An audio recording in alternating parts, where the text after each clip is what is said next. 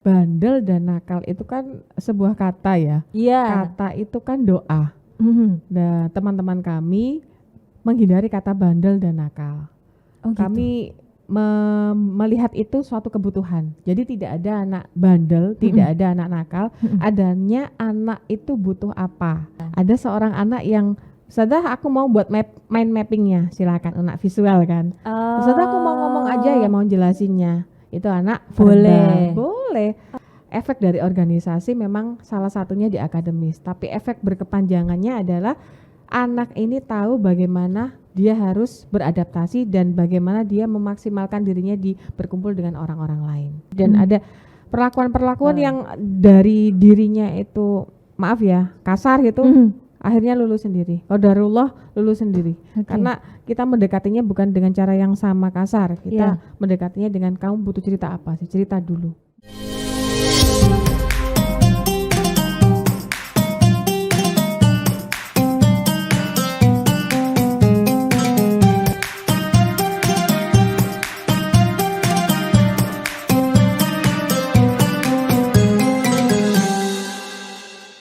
Hai Tribuners, Assalamualaikum warahmatullahi wabarakatuh. Waalaikumsalam warahmatullahi Ini di wabarakatuh. studio Tribun Jatim Network sedang kedatangan dari SMP Al-Falah Delta Sari Sidoarjo. Ini ada wakil kepala sekolah bidang kesiswaan sekaligus humasnya, yaitu Ibu Devi Aryani Ega Widya Swesti MPSI. Lengkap sekali. Lengkap sekali namanya ya. Jadi nanti kalau sama ada yang mau main-main ke SMP Delta Sari Sidoarjo, langsung catat tadi itu ya namanya yang saya sebutkan, temui beliaunya. Ini sekarang karena lagi ada Bu Devi di sini, jadi tadi sebelumnya kita sudah ngobrol kalau lingkungan atau sistem pendidikan yang dibentuk di SMP Al-Falah Delta Sari Sidoarjo itu semua anak-anak itu istimewa ya Bu ya, dengan kecerdasannya masing-masing. Ada yang suka nyanyi, ada yang bahkan kelotean pun itu dianggap sebagai potensi gitu ya. Betul. Yang nantinya akan membuat mereka sukses di masa depan. Terus ini saya jadi penasaran, kira-kira di Al-Falah Delta Sari Sidoarjo ini apa tidak ada anak-anak bandel? Apakah tidak ada anak-anak nakal Ibu di sana? Bandel dan nakal itu kan sebuah kata ya. Iya. Kata itu kan doa. Dan teman-teman kami menghindari kata bandel dan nakal. Kami melihat itu suatu kebutuhan. Jadi tidak ada anak bandel, tidak ada anak nakal. Adanya anak itu butuh apa? Anak butuh komunikasi, anak butuh kolaborasi, atau anak butuh eksistensi. Apalagi anak SMP ya. Anak SMP itu rawan sekali dengan yang namanya eksistensi. Ketika temannya bisa menang lomba tapi dia tidak bisa, dia tuh tersinggung sendiri. Setuju. Tersinggung sendiri. Iya, kayaknya selalu padahal merasa gitu. Jealously gitu ya. Ketika anak itu diam, itu bukan berarti dia salah atau nakal, tapi dia tuh sebenarnya pingin ngomong, komunikasi kan. Dan saat anak itu berulah, bukan berarti dia itu nakal, tapi dia itu ingin ada orang yang bertanya, aku nih butuh ngomong. Begitu. Ada kok, ada. Bukan nakal kami butuh. Kami berikan capnya itu bukan nakal, tapi anak yang punya kebutuhan komunikasi itu tadi. Ada Mbak, ada. Bukan nakal ya, tapi kebutuhan. Anak yang berkebutuhan itu ketika wali kelas memberikan informasi pada BK, saya sekaligus BK-nya begitu ya. Itu pasti saya adakan momen di mana seorang anak itu bisa bercerita apapun itu, bukan sesuatu yang langsung negatif, tapi bercerita apapun itu. Kemarin kamu habis menang ya, wah keren banget kamu ya. Orang menganggap kalau BK itu hal-hal yang membuat anak jadi takut dan dihukum ya. Enggak. Kami dari tim BK di Sidoarjo itu sudah punya tagline namanya BK ini sebagai sahabat siswa. Ayo balik ke BK lagi. Masuk ke ruang BK itu. Memang sih masih ada stigma itu masih ada, tapi saat saya panggil, Ustazah memanggil di sini karena Ustazah tahu kamu punya kebutuhan yang harus kamu beritahukan ke Ustazah. Jadi kemarin ada seperti ini kenapa ya? Ayo ngomong yuk, kenapa? Ada yang bisa Ustazah bantu. Jadi dibalik pernyataan kamu salah, menjadi apa yang bisa Ustazah bantu buat kamu. Begitu. Apa yang bisa kami bantu untuk kamu ketika kamu melakukan, jangan nangis Mbak. Saya kayak seneng banget jadi BK ya, pengen ke BK jadinya. Psikologi dan BK ini kan memang wadah di mana seorang anak ini tahu potensinya. Sekali lagi tahu potensinya, bukan tahu masalahnya saja. Kami memaksimalkan SMP Al-Falal Dirtasari dari potensinya, bukan dari masalahnya saja. Walaupun memang setiap anak itu punya masalah. Tapi ketika mereka punya masalah, kami memberitahukan bahwa masalah itu nggak mungkin nggak ada penyelesaiannya. Begitu.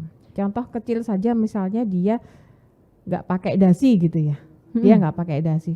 Saya tanya bukan pada kenapa kamu nggak pakai dasi lalu saya hukum, tidak, tapi dasinya di mana? Ada, Ustazah, di tas. Oke, kenapa nggak dipakai? Iya. Karena sumuk. Oh, ada alasan sumuk. Berarti kan di bawah AC aja dulu. Kira-kira kalau nggak pakai dasi cakep nggak ya? Gitu. Jadi pertanyaan kita ubah pernyataan tuh dengan pertanyaan. Dan anak-anak itu semakin ini kok Mbak, malah semakin ngangenin gitu ya. Oh gitu. Semakin ngangenin. Terus kalau gitu ada nggak Bu Devi anak-anak yang kayak kalau sama dia ada PR gitu, tapi nggak ngerjain gitu? Itu juga nggak ada hukuman sama sekali untuk mereka. Bukan nggak ada hukuman, konsekuensi.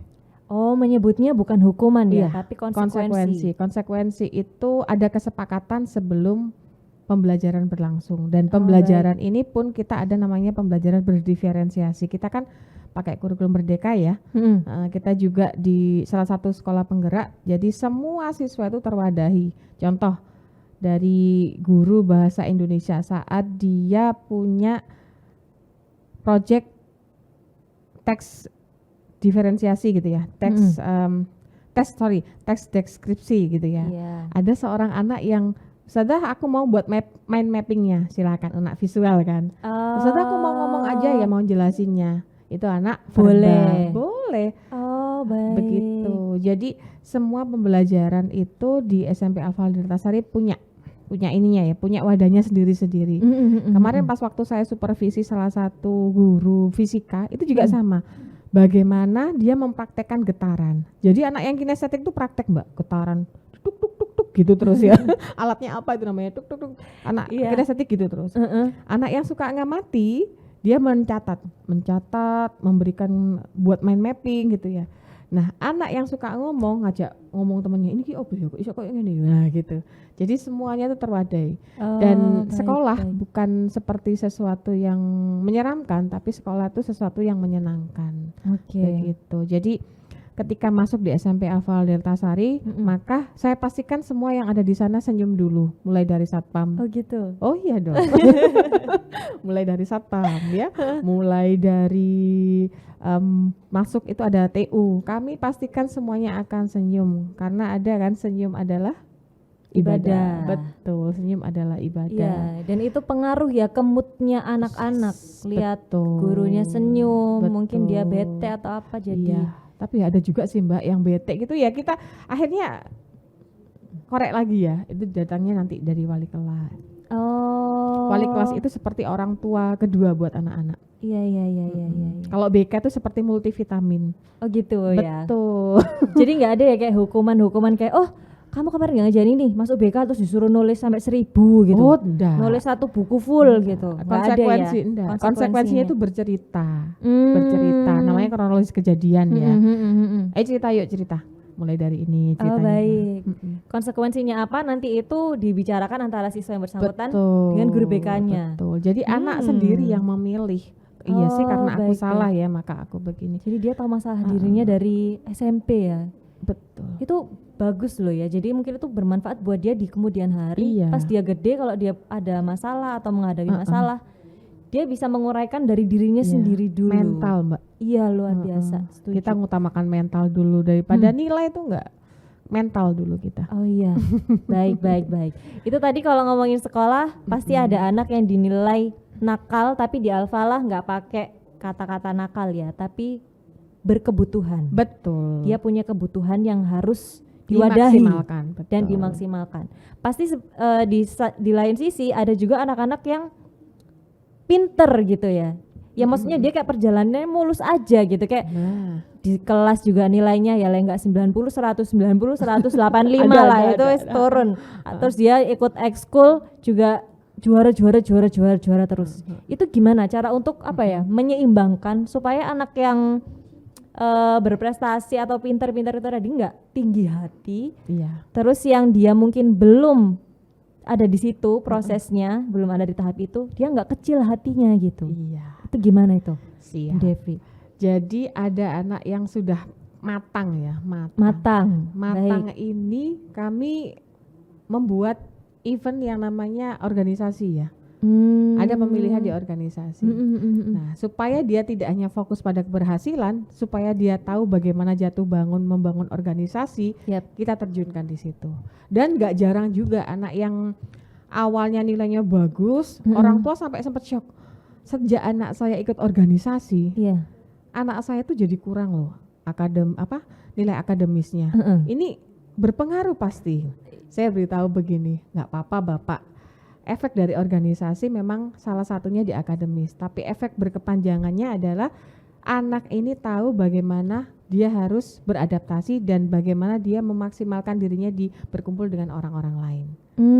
Dan memang saya beritahu untuk Bapak, alhamdulillah mempunyai anak yang suka sekali dengan berorganisasi ini. Intinya mental ini akan berbeda dengan anak yang tidak ikut organisasi. Jadi kita jeburkan Mbak, kita jeburkan anak yang memang sudah matang itu, sehingga anak yang anak yang berkebutuhan tadi juga akan niru, seimbang nantinya. Oh baik. Jadi mendidik ini bukan berarti proses dia bagus dia tidak, tapi saat dia butuh kita memaksimalkan, saat sudah maksimal kita berikan pada yang sudah butuh. Betul. Yes, maksimal dan optimal. That's good, Mbak. Iya.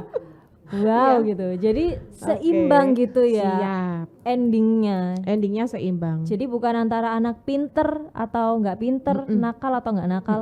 Cuman beda di prosesnya, jalannya aja yang beda gitu ya. Oke, baik. Dan kami memfasilitasi itu semua. Tapi ada nggak sih di SMP Al-Falah Sidoarjo itu yang mungkin kayak males belajar gitu anaknya? Males belajar ini kalau belajarnya itu monoton. Males belajar ini kalau belajarnya itu hanya sekedar membaca, menulis, menjawab. Sedangkan di sekolah kami bukan hanya menjawab, menulis dan mencatat. Sekolah kami ada tantangan, challenge ya. Setiap guru itu punya challenge. Mereka akan berpikir iki ya opo ya, anak kinestetik biar terwadai di mana ya. IPS juga sama. Baik. Jadi melihat kecerdasan dirinya masing-masing tadi itu ya. Betul. Gurunya memang lebih repot, tapi lebih seru. Iya. Kalau dari sisi siswanya mungkin juga akan lebih seru ya, karena dia nggak harus kalau sekarang itu kayak nggak perlu dia membandingkan dirinya sama orang lain. Jadi kayak semampunya dia di mana. Betul. Gitu ya. Akan muncul itu. Oke, jadi itu tadi di Al-Falah tuh kayak seru banget sekolah ya, atau tribuners yang udah bekerja mau balik SMP lagi bareng sama saya. Kita tunggu. Jadi di sana nggak dibeda-bedakan ya antara yang mana siswa yang pinter, mana yang kurang, mana yang males, bahkan tadi itu ada treatment sendiri gitu ya, supaya mereka itu bisa ada di porsi terbaiknya mereka sekali. Betul ya. Jadi ini bukan soal skor kamu ujian harus dapat 90, rapotnya harus hijau semua gitu ya. Enggak begitu. Jadi kayak lebih ke perkembangan mereka gimana untuk menyiapkan mereka di masa depan. Betul. Mental itu penting ya daripada poin yang ada di tulisan itu. Betul, mental. Karena terjadinya bullying itu karena mental dari yang dibully tidak siap dan tidak mau melawan. Tapi kalau di kami sekali sudah terindikasi mau menghina, terindikasi dia mau melecehkan temannya, itu kita pasti akan memberikan rangkulan ya. Kamu butuh apa sih sebenarnya? Kamu butuhkan ini apa sih? Ada home visit dan ada perlakuan-perlakuan yang dari dirinya itu kasar gitu. akhirnya lulus sendiri. Qadarullah lulus sendiri. Karena kita mendekatinya bukan dengan cara yang sama kasar. Kita mendekatinya dengan kamu butuh cerita apa sih? Cerita dulu. Cerita dulu. Karena nggak ada yang namanya anak nakal, nggak ada. Anak butuh, anak yang punya kebutuhan. Baik, kalau dari yang pertama tadi kita membahas soal multiple intelligence sampai sekarang membahas soal jenis dan karakter anak itu ya. Saya selalu dengar dari Bu Devi itu soal anak cerita dulu, anak cerita dulu, anak cerita dulu. Seberapa penting sih Bu sebenarnya anak itu mau bercerita ke orang dewasa, ke gurunya mungkin, ke kakaknya atau ke ibunya. Iya. Gimana itu? Cerita ini kan proses di mana anak mengawali komunikasi ya. Tidak ada subjek, predikat, objek, tidak. Tapi cerita dengan bahasanya sendiri. Dengan cerita, anak itu memulai komunikasi dan membangun bonding dengan kita. Kalau misalnya langsung ditanya, ada masalah apa? Enggak. Pasti mereka akan langsung close, langsung tutup. Tapi saat dia tanya, saat kita bilang, kayaknya kamu butuh cerita deh sama Ustazah. Oh kalau nggak sekarang nggak apa-apa, kapan gitu. Oh baik, nggak harus hari itu juga. Nggak harus hari itu, cuman harus cerita supaya kamu selesai. Kalau kamu nggak cerita maka ini nggak akan selesai. Kalau nggak akan selesai, yang paling rugi adalah dirimu. Jadi kita harus kasih tahu konsekuensinya itu apa. Yang paling rugi adalah diri kamu sendiri. Gitu. Baik. Luar biasa sekali perbincangan kita hari ini bareng dengan SMP Al-Falah Delta Sari Sidoarjo. Siap. Jadi kalau yang secara umum nih ya, yang terpenting adalah seperti yang Bu Devi selalu bilang, yaitu anak harus cerita dulu ya. Cerita dulu.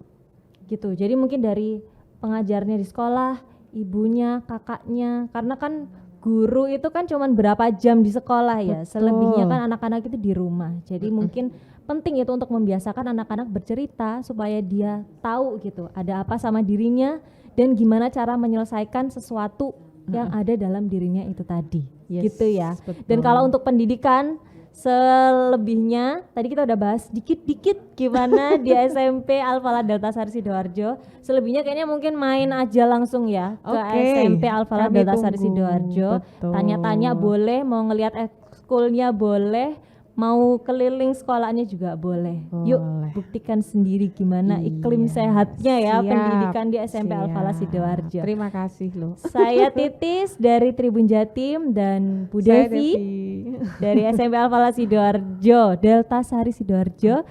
Kita pamit dulu. Nanti semoga bisa bertemu lagi di lain kesempatan. Amin insyaallah ya. Saya tunggu. Iya, sampai jumpa Tribuners. Thank you.